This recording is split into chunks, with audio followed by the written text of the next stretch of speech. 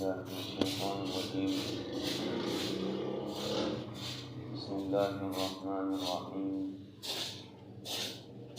رب اشرح لي صدري ويسر لي أمري واحلل عقدة من لساني يفقهوا قولي.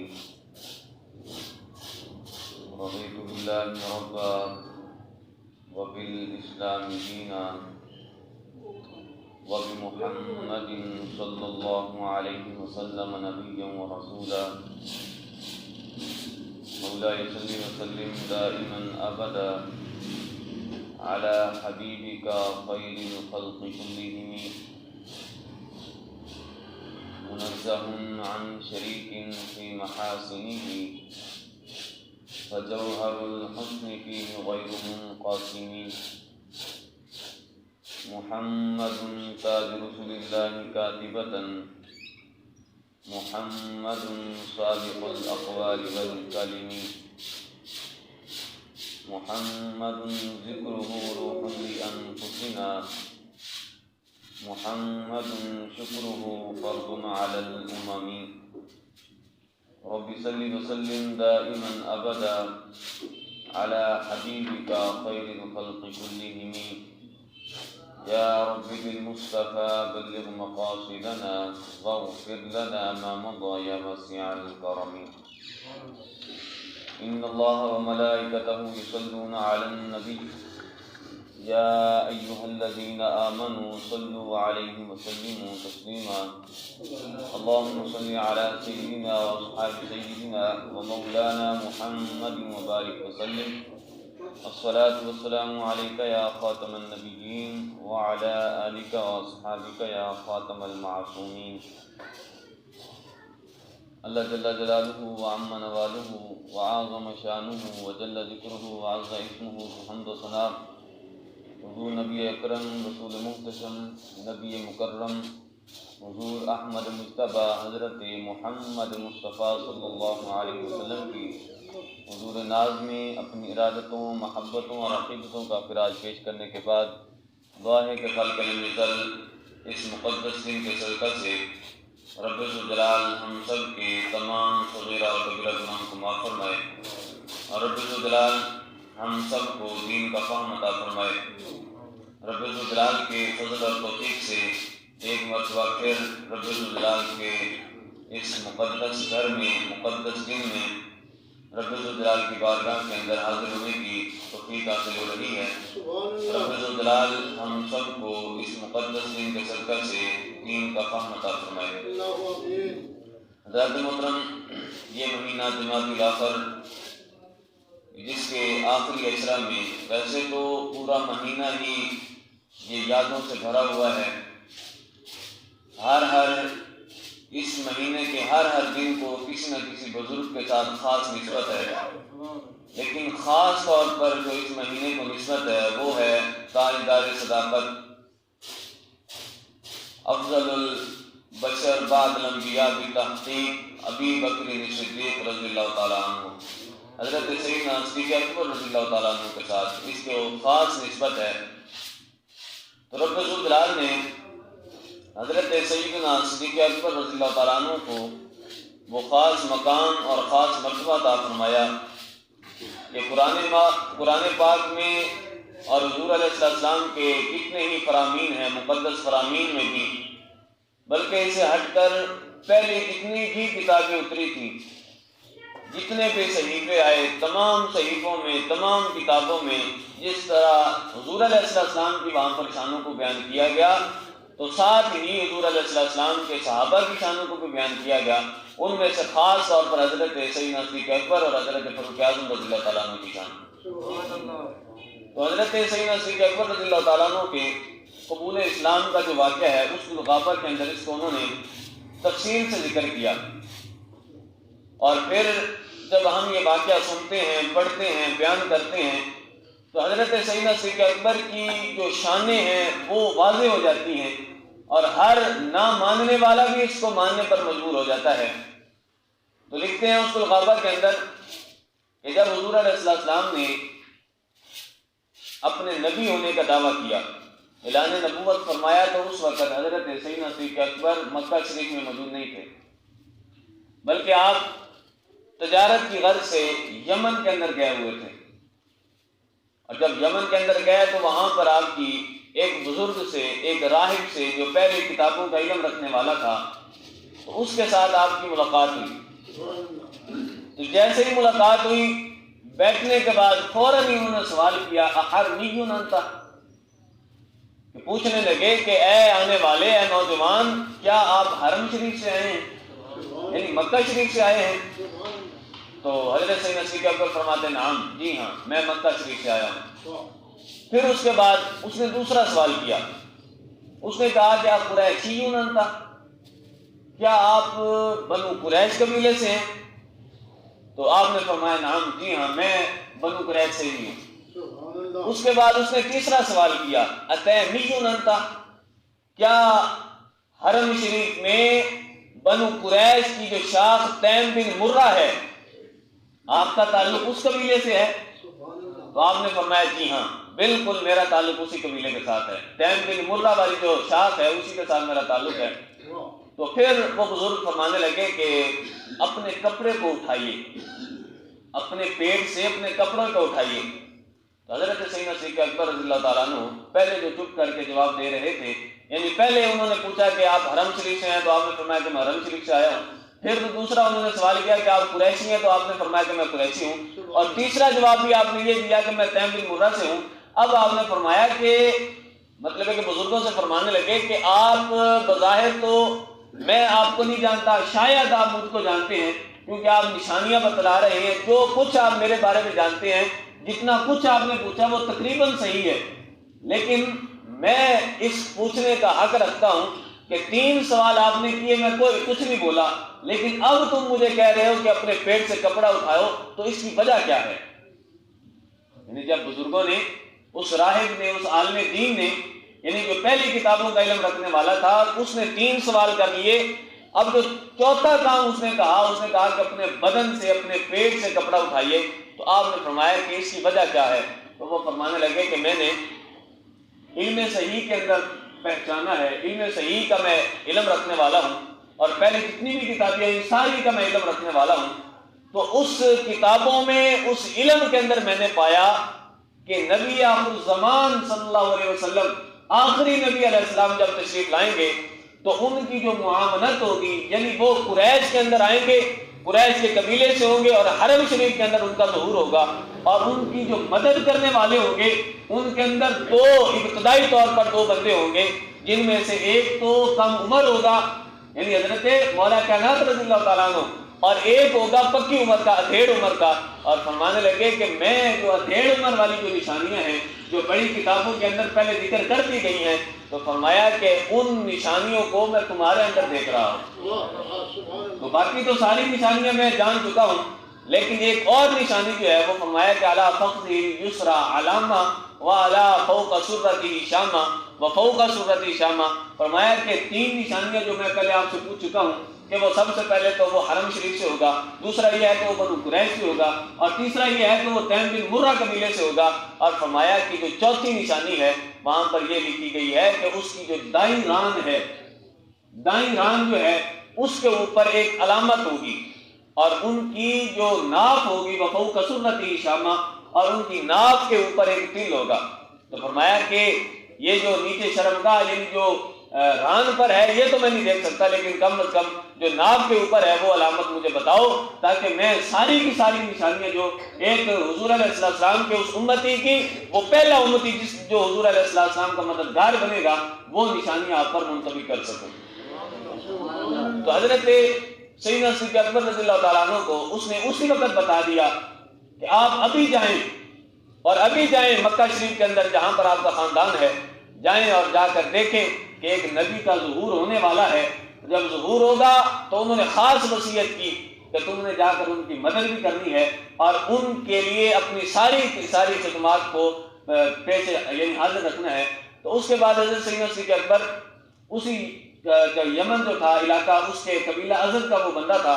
اس کے علاوہ اور بھی کئی آپ شیوخ سے ملے۔ جب شیوخ سے ملے بالآخر آخر میں آ کر پھر اسی شہر سے آپ نے ملاقات کی، اور ملاقات کرتے وقت جب آپ آنے والے تھے مکہ میں تو آپ نے فرمایا کہ اب میں جانے والا ہوں، اگر کوئی آپ کا کوئی پیغام ہو، یعنی اس نبی آخر الزمان، یعنی جو آخری نبی ہے جن کا آپ نے بتایا ہے، جن کی نشانیاں آپ نے بتائی ہیں اور جن کے معاونین کی آپ نے نشانیاں بتائی ہیں، تو ان کے لیے کوئی آپ کا پیغام ہو، کوئی آپ کا پیغام ہو، کوئی سندیشہ ہو، تو میں آپ کا پیغام وہ لے کر جانا چاہتا ہوں۔ تو اس شیخ نے، اس بزرگ نے آپ کو ایک خط لکھ کر دیا، اور اس خط کے اندر حضور علیہ السلام کی مدح و ثنا تھی، یعنی حضور علیہ السلام کی نعت لکھی ہوئی تھی۔ تو جب حضرت سیدنا صدیق اکبر رضی اللہ تعالیٰ عنہ واپسی کے لیے روانہ ہوئے، جب روانہ ہوئے تو پہلے تو مکہ شریف کے حالات کچھ اور تھے، لیکن جب گئے تھے، اب واپسی جب آئے تو حالات بگڑ چکے تھے۔ اب کیا ہوا، حضرت سیدنا صدیق اکبر رضی اللہ تعالیٰ عنہ مکہ شریف میں جیسے ہی گزرنے لگے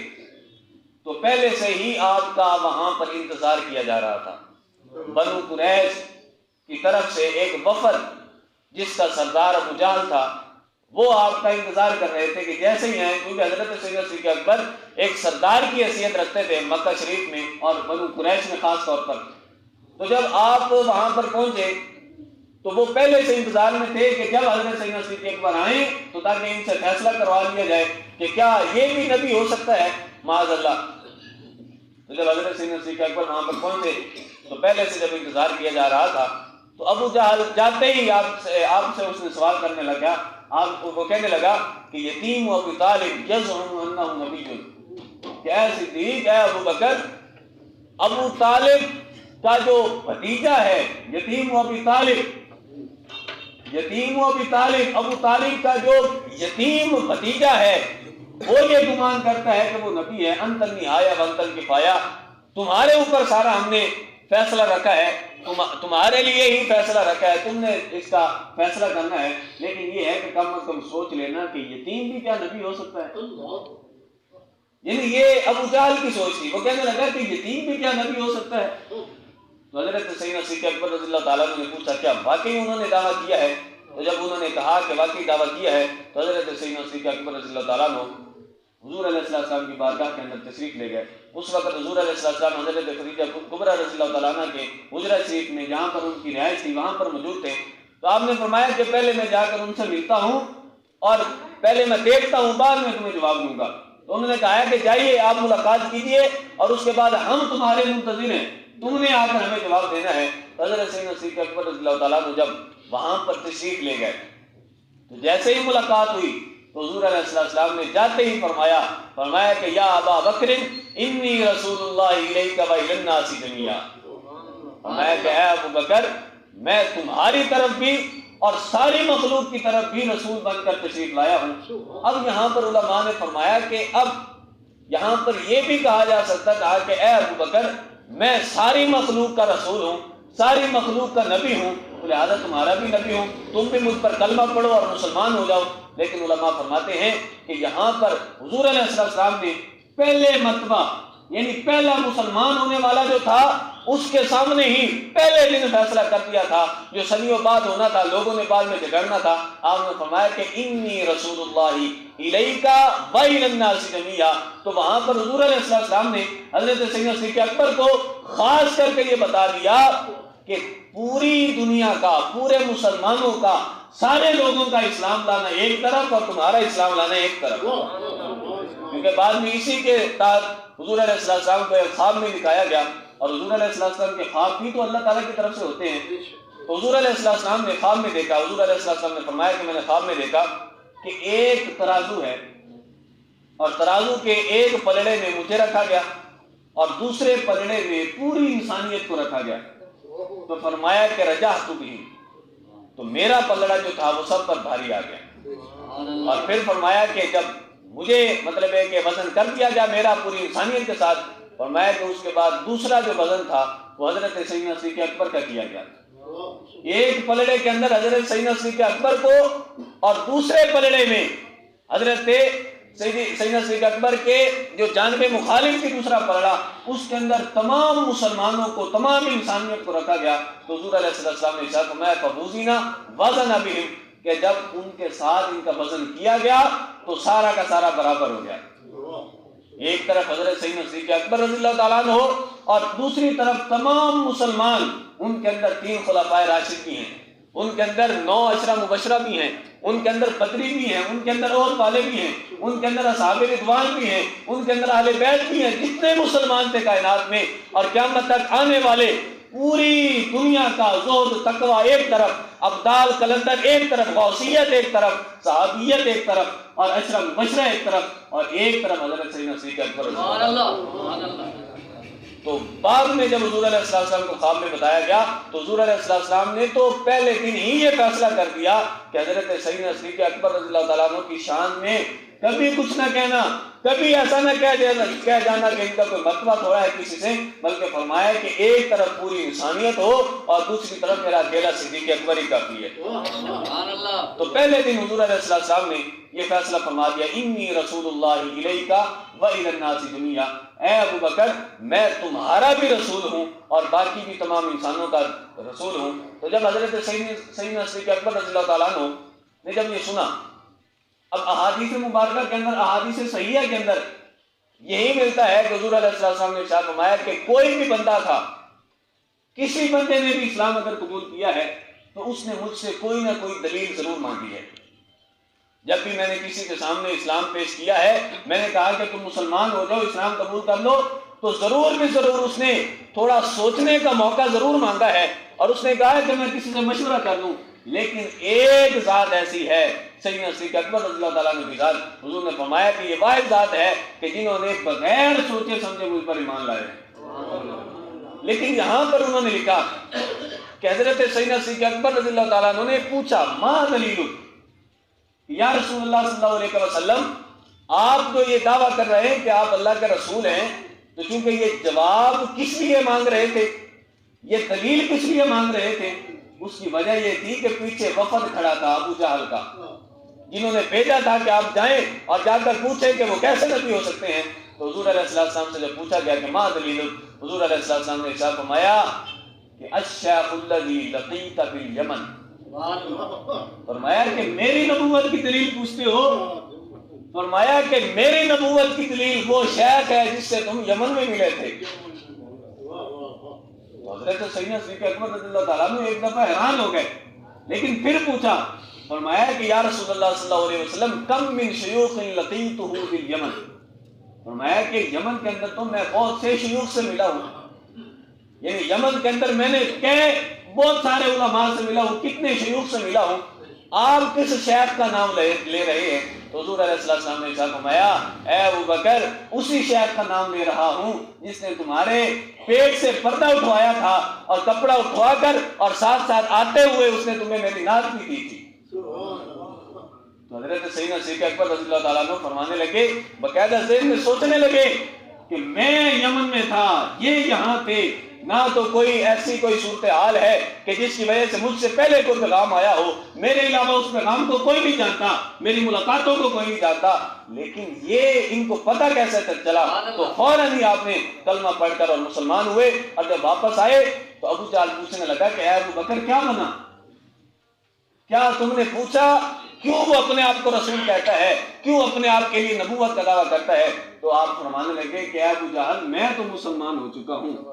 ابو جہل پوچھنے لگا کہ کوئی دلیل بھی ہے، بغیر دلیل کے کیسے تم مسلمان ہو گئے؟ تو فرمایا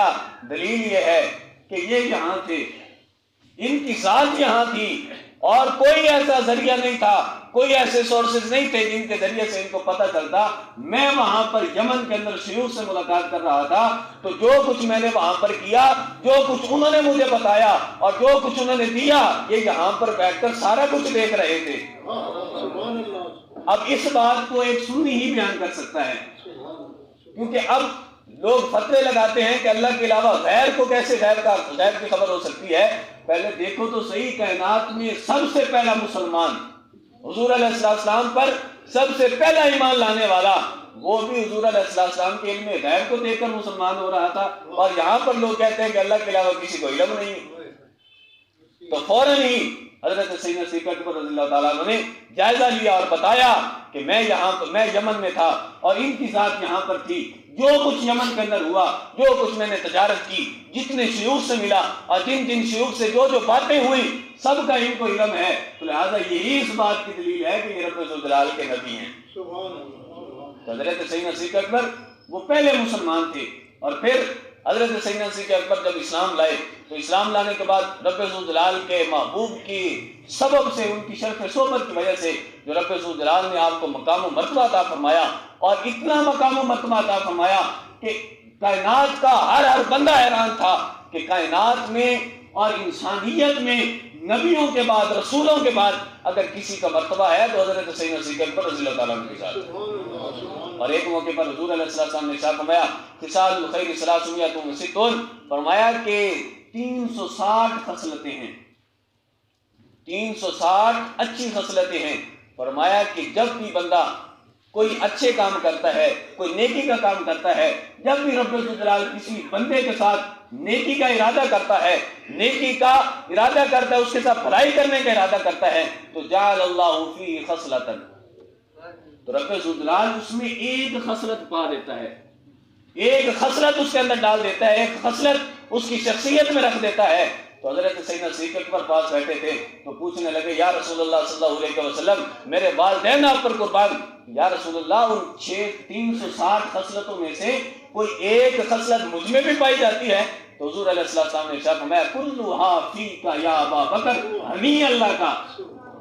فرمایا کہ تم ایک ہی بات کرتے ہو، رب ذوالجلال نے 360 خصلتیں پیدا کی ہیں، اور ایک بندے کو اگر بھلائی کے ساتھ رب ذوالجلال کسی بندے کے ساتھ بھلائی کا ارادہ کرتا ہے تو اس کو ایک خصلت عطا فرماتا ہے، لیکن تمہارا معاملہ اور ہے، کلھا فیک یا ابا بکر، رب ذوالجلال نے ساری کی ساری خصلتیں تمہارے اندر ڈال دی ہیں،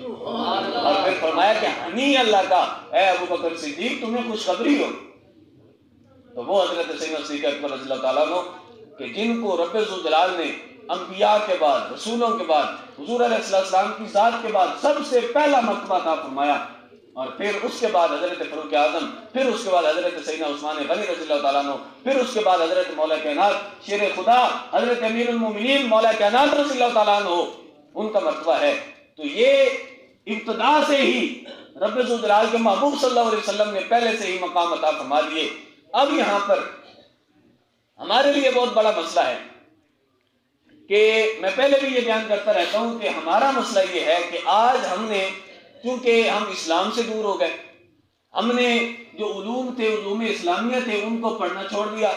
صرف اور صرف اصلی علوم کی طرف ہی ہم راغب ہو گئے، انہیں کو حاصل کرنا شروع کر دیا، تو جس کی وجہ سے کچھ لوگ ایسے ہیں، بلکہ یہ غیروں کی سازش ہے، یہود و نصارہ کی سازش ہے کہ لوگوں سے، جو اولین صحابہ تھے ان سے لوگوں کا اعتماد ختم کر دیا جائے۔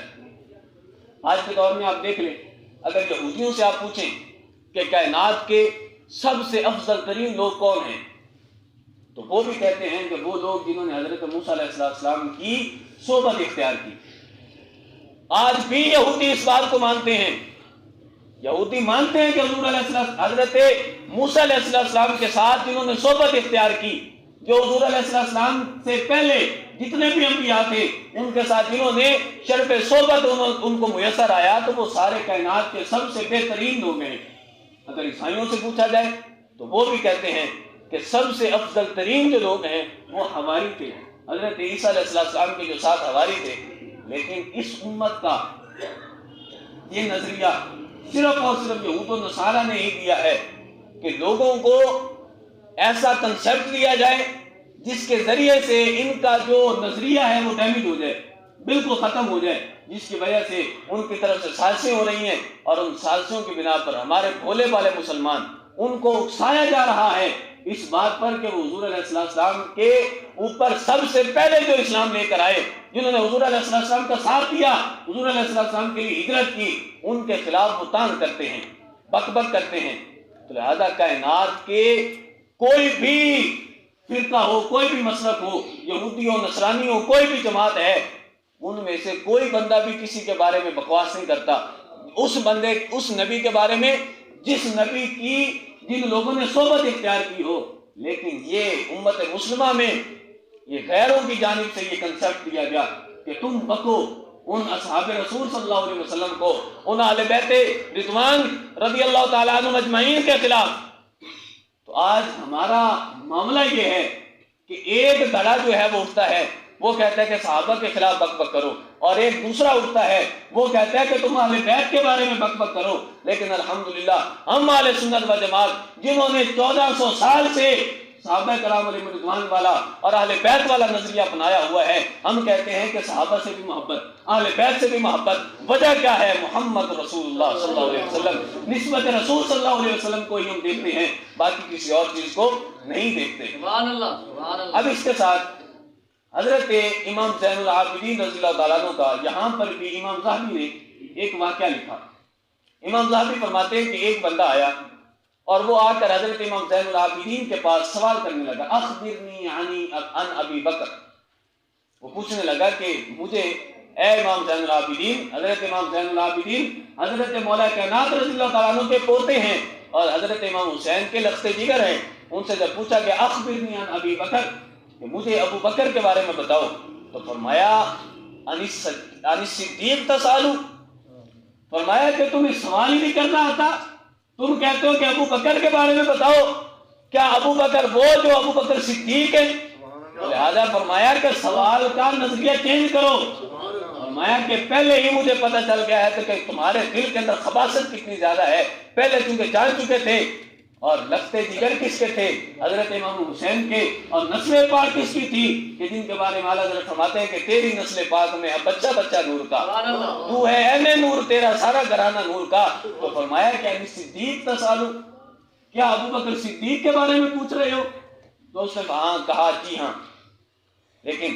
ساتھ ساتھ وہ کہنے لگا اتسمی ہی صدیقہ، کیونکہ اس کے دل کے اندر خلل تھا نا، اس کے دل کے اندر کوڑ تھا، اور وہ بول پڑا کہ آپ جیسا اہل بیت میں سے ہو کر پھر بھی ان کو صدیق کہتے ہو، اتسمی ہی صدیقہ، کیا تم اس کو صدیق کہہ رہے ہو؟ اپنی طرف سے اس نے حضرت امام زین العابدین کو جھاڑا اور جھنجھوڑا کہ تم اہل بیت سے ہو اور تمہارا کیا کام کہ حضرت ابو بکر صدیق رضی اللہ، کیونکہ الزامات کی وجہ سے اس کا ذہن ڈگمگا تھا، پتہ نہیں تھا کہ اصل اسلام کیا ہے۔ تو اس نے کہا کہ اتسمی ہی صدیقہ، اس بندے کو آپ بھی صدیق کہہ رہے ہیں؟ تو فرمایا کہ میں صدیق کیوں نہ کہوں، سماہ صدیقہ من ہوا خیر منی، فرمایا کہ ان کو صدیق تو اس نے کہا کہ جو مجھ سے بھی افضل ہیں، وہ کیا ہے؟ رسول اللہ صلی اللہ علیہ وسلم والانصار والمہاجرون، فرمایا کہ ان کو میں صدیق کیوں نہ کہوں، مجھ سے بہتر شخصیات نے ان کو صدیق کہا ہے۔ فرمایا کہ ان میں سے رسول اللہ صلی اللہ علیہ وسلم ہیں اور انصار ہیں، مہاجرین ہیں، سب نے جب صدیق کہا تو میں کیوں صدیق نہ کہوں؟ لیکن ساتھ ہی فرمایا کہ تم یہاں سے اٹھو، لیکن ساتھ ساتھ میرا پیغام لے جاؤ اور بتانا لوگوں کو کہ اہل بیت کا نظریہ کیا ہے، صحابہ کے بارے میں اہل بیت کا کنسپٹ کیا ہے اور کیا وہ اعتقاد رکھتے ہیں سیدنا صدیق اکبر رضی اللہ تعالیٰ عنہ کے بارے میں۔ فرمایا کہ احب ابا بکر و عمر، اے بندے یہاں سے میں تجھے اٹھا رہا ہوں، چلے جاؤ یہاں سے، لیکن ایک بات ذہن نشین کر لینا، فرمایا کہ احب ابا بکر و عمر، باقی جو زندگی رہ گئی ہے اس زندگی کے اندر تم نے سیدنا صدیق اکبر سے بھی پیار کرنا ہے، تم نے فاروق اعظم رضی اللہ تعالیٰ عنہ سے بھی پیار کرنا ہے۔ فرمایا اب یہ جو اگلا جملہ تھا یہ دل کی تختی پر لکھنے والا ہے، اب یہ جملہ نہ تو خارجی بول سکتا ہے نہ کوئی رافضی بول سکتا ہے، بلکہ فرمایا حضرت سیدنا صدیق اکبر سے پیار کر، حضرت فاروق اعظم سے پیار کر، اور فرمایا کہ قیامت والے دن میں گارنٹی دیتا ہوں کہ اگر قیامت والے دن جنت کی کسی چوکی پر تجھے کسی فرشتے نے بھی روک لیا تو میں تمہارا ضامن ہوں، جنت میں میں لے کے جاؤں گا۔ سبحان اللہ۔ لہذا فرمایا کہ حضرت سیدنا صدیق اکبر سے محبت کر، حضرت فاروق اعظم سے محبت کر، اور قیامت والے دن جنت کی گارنٹی میں دیتا ہوں۔ تو لہذا حضرت امام زین العابدین نے اسی وقت فیصلہ کر دیا کہ اہل بیت سے محبت کرنے کا تقاضا یہ ہے کہ محبت اہل بیت بھی ہو، ساتھ ساتھ بغض صحابہ نہیں آتا۔ اہل بیت سے محبت ہو تو بغض صحابہ نہیں آتا، بلکہ فرمایا کہ حب صحابہ جو ہے